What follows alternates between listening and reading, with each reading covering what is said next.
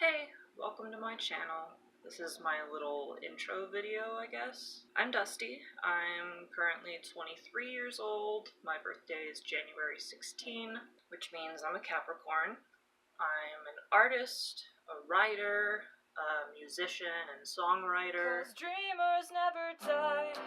We fall into the sky. No ordinary. This is not my home, it's a house of bones, full of empty rooms, full of empty souls. I play video games, and I do witchcraft. I'm a witch. Technically, I practice druidry, but I also do witchcraft, so I'm kind of a hybrid. I do my own thing. I'm chronically ill and disabled. I have multiple incurable conditions. I would like to try having a part-time job sometime soon, but I have never been able to work. I had to leave regular high school after my sophomore year because I was getting so many absences. They were threatening to withdraw me, I think. I think that's the word I'm looking for. And those absences were mostly due to my chronic migraines, which is also the biggest thing that's keeping me from being able to work. I am basically constantly in and out of migraines. I rarely go more than like 2 or 3 days without a migraine, and then my migraines can last anywhere from a few hours to a few days. Sometimes they're just bothersome enough that I can't really focus on anything, and sometimes they're completely debilitating and keep me in bed, unable to move because I'm nauseous and throwing up, and the room is spinning, and I'm in so much pain. I also have a connective tissue disorder called Ehlers Danlos Syndrome. I have the hypermobility type, which is the least severe, least dangerous type, but it's still super debilitating, and I can't live a normal life because of it. Basically, all of my joints are too loose because my collagen is defective. It's not as strong as it's supposed to be. It's weak and really flexible, so my joints just don't stay in place. They dislocate really easily. Little movements can make my shoulder or my knee or whatever other joint just pop out, and that's really painful and makes it really hard to do a lot of things. ADS is something genetic and hereditary that you're just born with. Some people have really mild symptoms, some people are completely unable to live a normal life.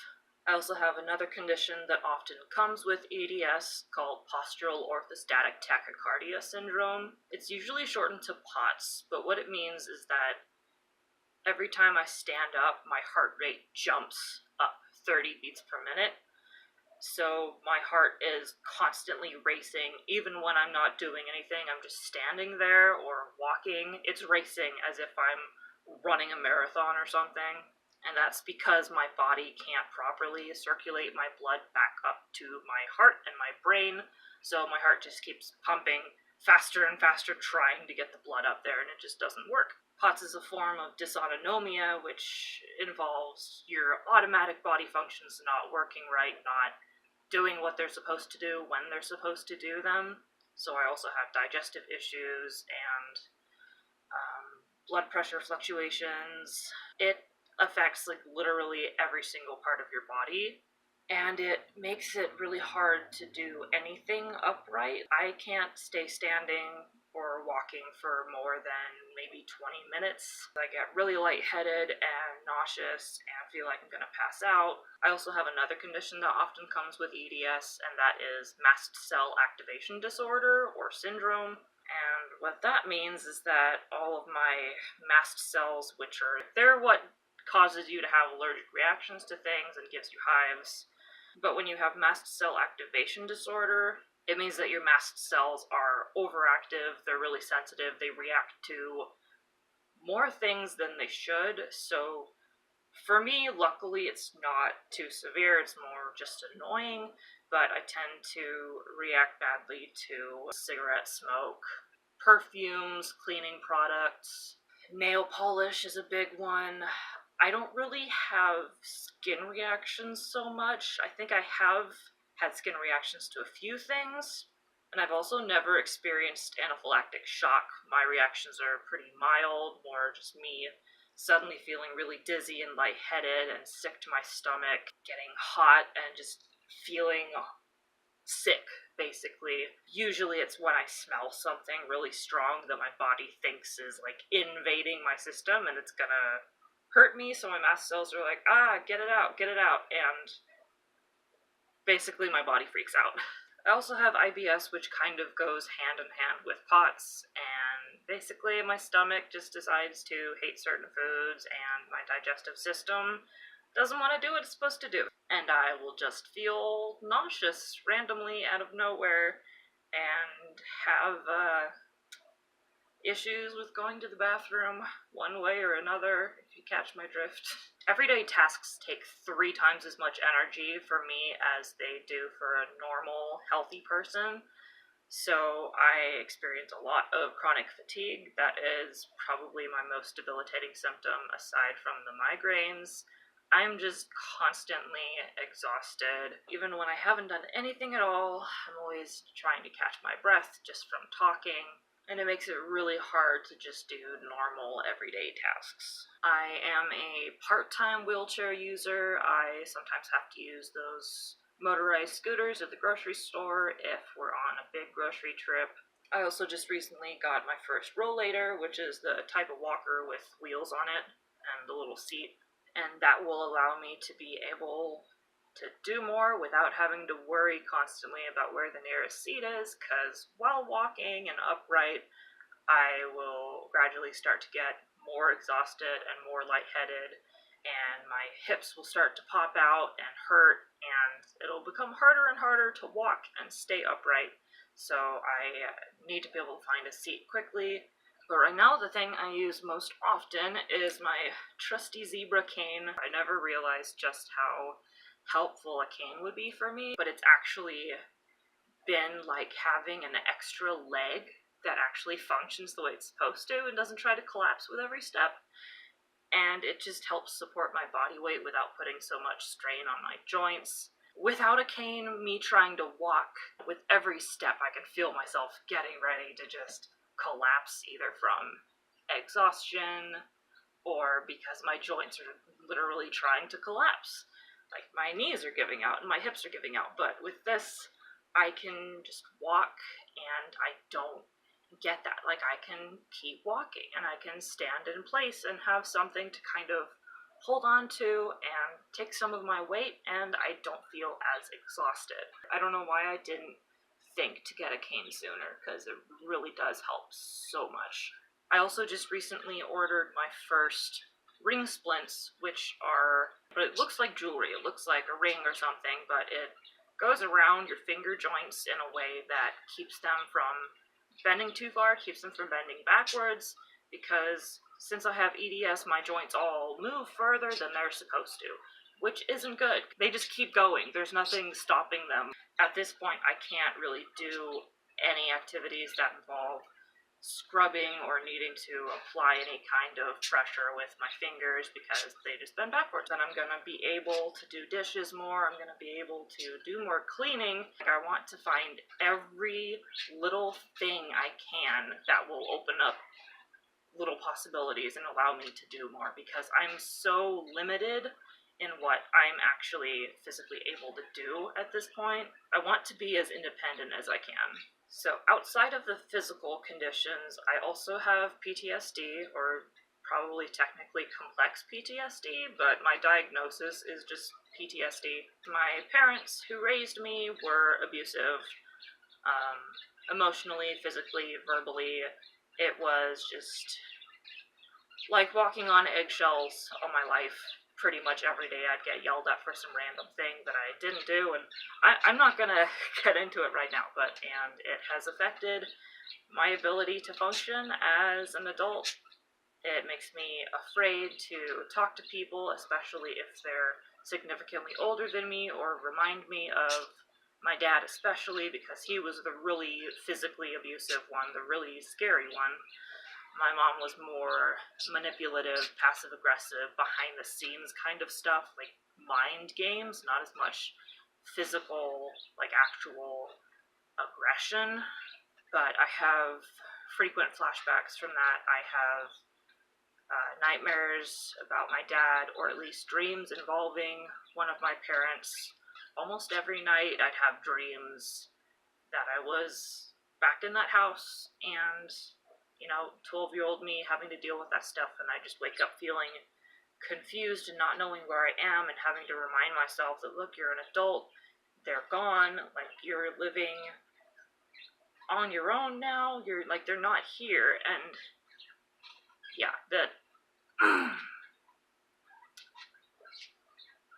I couldn't really move on and start my recovery until I actually cut them both out completely. I'm also on the autism spectrum. I am currently getting my evaluation done to get my official diagnosis.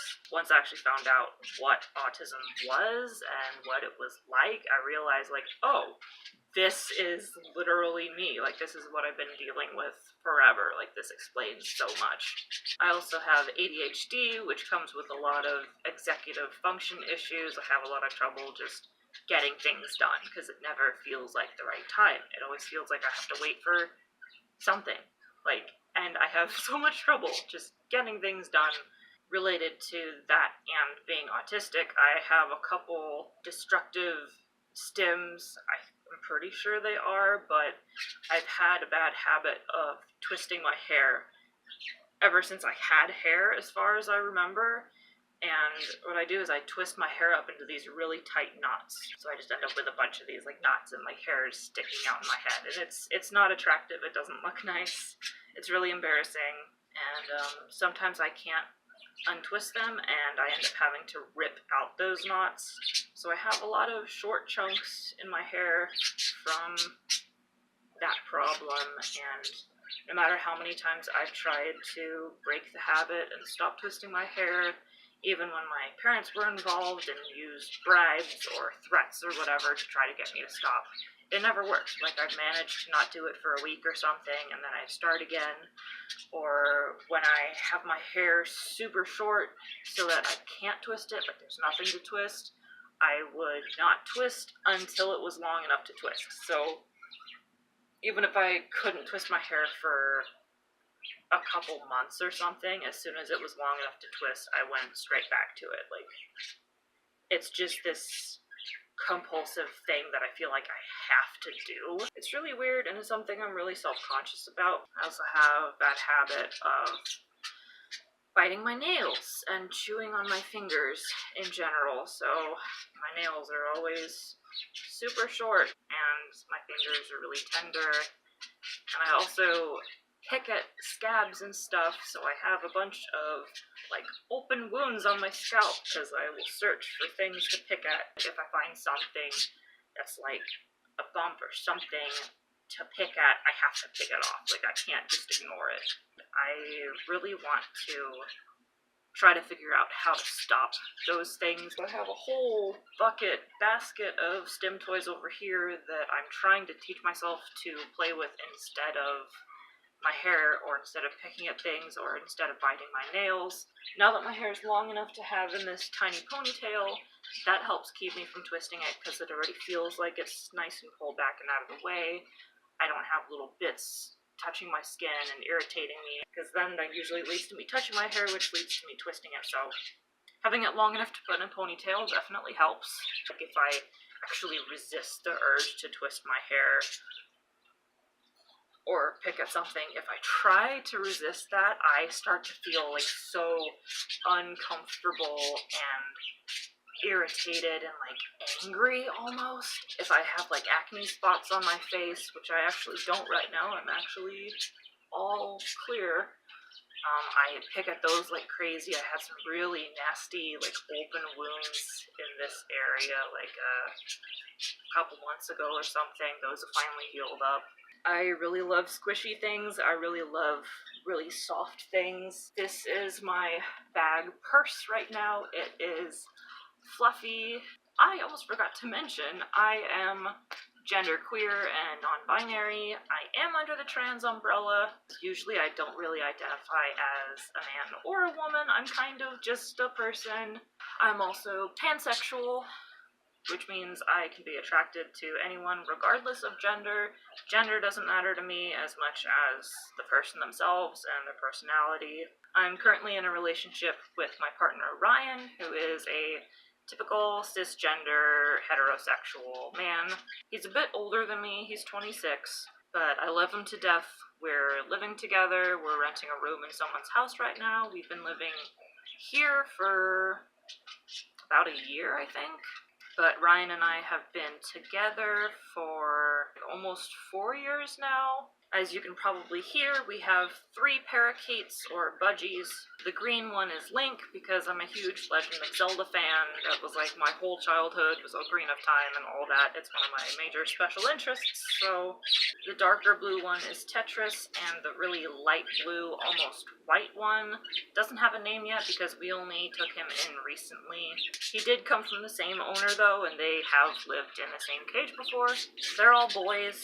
They're more Ryan's thing. He's really into birds. And then I have my tiny little dog, Ducky. I adopted her back in August, and she is my emotional support animal. She's some kind of Chihuahua mix, maybe mixed with Min Pin. The lady who runs the foster dog shelter home that I adopted her from thinks that she was used for breeding at a puppy mill, so she was forced to have litters over and over again all her life. Currently, it seems like I'm the only person she likes. She's such a sweetheart with me, and right now she hates everybody else. She growls and barks and tries to bite people, so it's kind of a good thing that she had to have most of her teeth removed because she had like really bad infections going on in her mouth. So she doesn't have any front teeth, and her tongue hangs out a lot, but that means that when she tries to bite people, at least it doesn't hurt. It's still really bad, and I'm going to be working with her on her aggression issues or protectiveness, whatever is going on with her. I named her Ducky after the character in Land Before Time, and also because she waddles like a duck. She's just a little old lady. She's 10 years old. Baby. Hi. She's so tiny. She has made my life so much better. She keeps me company pretty much all day, every day. She is under the covers, snuggled up next to me. The birds are really noisy right now.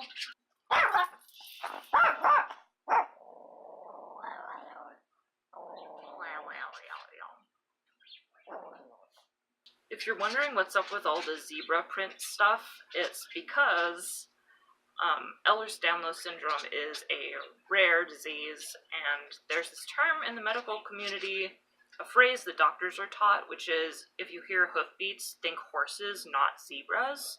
And that saying basically teaches doctors to look for the most likely or most common explanation first, before looking into rarer things. But in my case, and the case of other people with EDS, it actually was a zebra. It was a rare condition that isn't usually what's causing joint pain and all these other symptoms. I'm probably taller than you think. I'm 5'10", and I also probably weigh a lot more than you think. Yeah, I'm pretty overweight right now. I'm trying to work on it, but when you're disabled and not really able to tolerate exercise, it's really hard to lose weight. Sometimes, unless you have gastroparesis or one of those awful conditions that keeps your body from being able to digest foods much at all. So you just keep losing weight and need to get a feeding tube. And that's something that happens with EDS sometimes. So I'm definitely glad I don't deal with that. Honestly, I'm kind of glad I gained weight because it really is a good thing. It means I'm eating better. Well, not better, but I'm eating more than I used to. When I was still living with my parents, like 2 years ago, I was really restricted on what I was allowed to eat, and I struggled every day with, like, if I eat this, am I gonna get yelled at? Am I gonna get screamed at for eating these leftovers? But I've been eating more, which is really good, because I used to struggle a lot with having random bouts of nausea anytime I tried eating. I wasn't able to eat like out in restaurants or in front of friends or anything because I would just randomly feel like I was going to throw up. Luckily, I've managed to get that issue under control, I think because of the medications I'm taking now. probably a combination of that and getting out of my parents' house and just becoming more comfortable with food. So on one hand, me gaining so much weight is kind of a good thing, but I do need to start laying off the food and the sweets a little bit because I've been overeating. I kind of took the whole I can eat whatever I want now thing a little overboard. I live in the Pacific Northwest, kind of near Portland, Oregon, and that's in the United States, if you didn't know. I love food. Like, if you want to make my day, just bring me a food that I really like, and I just love food. I probably get too excited about food. I love coffee, specifically this particular drink, which doesn't look that appealing right now because it's all melted. An Irish latte freeze, a blended latte with Irish cream syrup in it. Coffee's like a special treat for me though, because I'm kind of sensitive to the caffeine, so I don't have it very often, only like a couple times a week. I love animals, pretty much all animals. Dogs, cats, rats are a big favorite. I had a couple pet rats when I lived with my parents. Horses, especially the really big draft horses. I love snails. I totally forgot to show you guys my pet snail. In here is Nigel. He's just a regular garden snail. He's sleepy now and doesn't really want to come out, but I'll put in a clip of him being cute. He's just poking his eyes out like, why, Mom, why? I'm so tired. Let me sleep. All right. Yeah, I love snails. I love watching them just move around and look at things. They're so interesting. I love K-pop. I love watching funny videos. I wear pretty much only leggings all the time.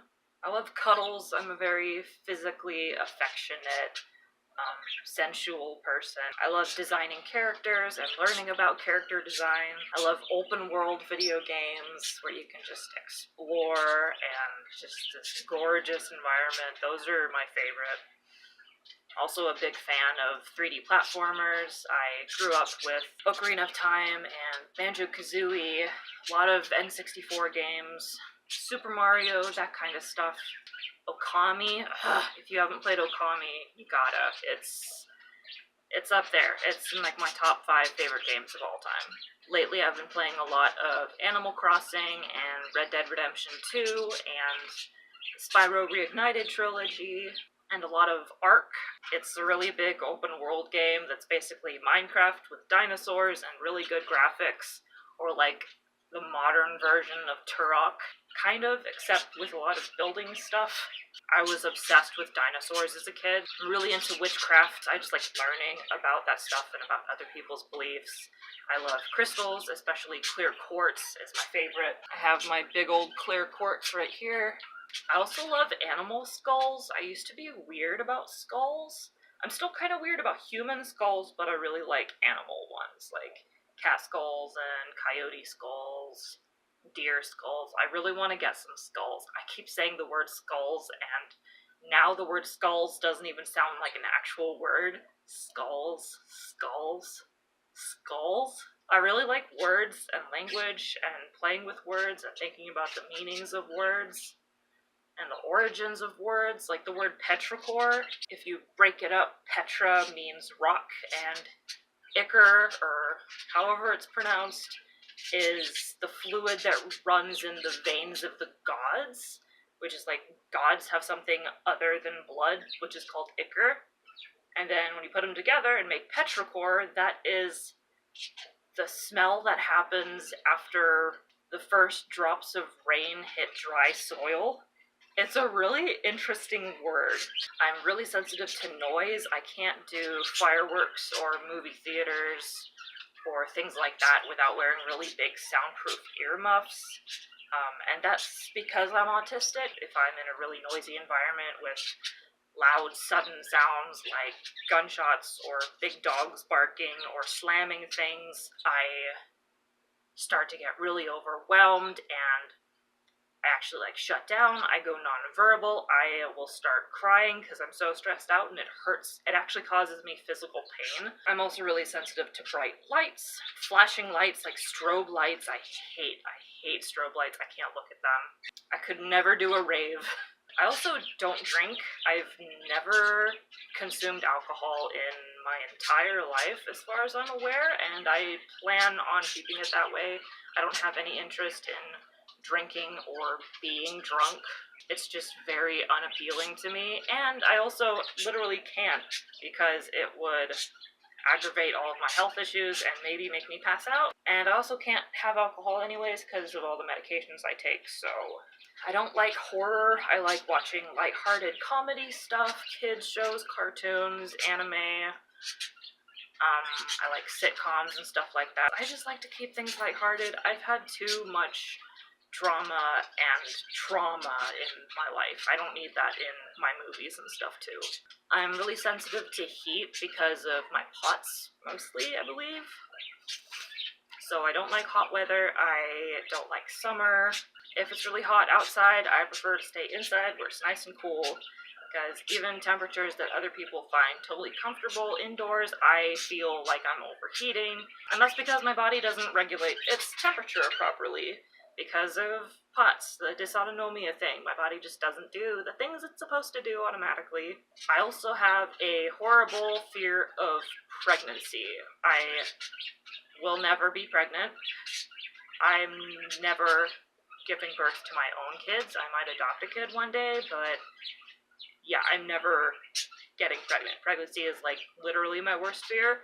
I would almost go to say that I would rather die than be pregnant. I hate the idea of having another living thing growing inside my body. That's always freaked me out, and it's not from like a lack of knowledge on it. I am just terrified of pregnancy. I feel like I am not supposed to get pregnant. I think that's pretty much all I have to say about myself, so if you guys want to know anything more about any of the things I mentioned in this video, let me know and I'll make a more detailed video about that particular thing. I'm looking for ideas for future videos, so feel free to leave a comment if you have any suggestions. I hope you enjoy the rest of your day, and for all my chronically ill buddies out there, I hope you're having a good pain day, or at least that tomorrow is a better day. Alright, bye-bye.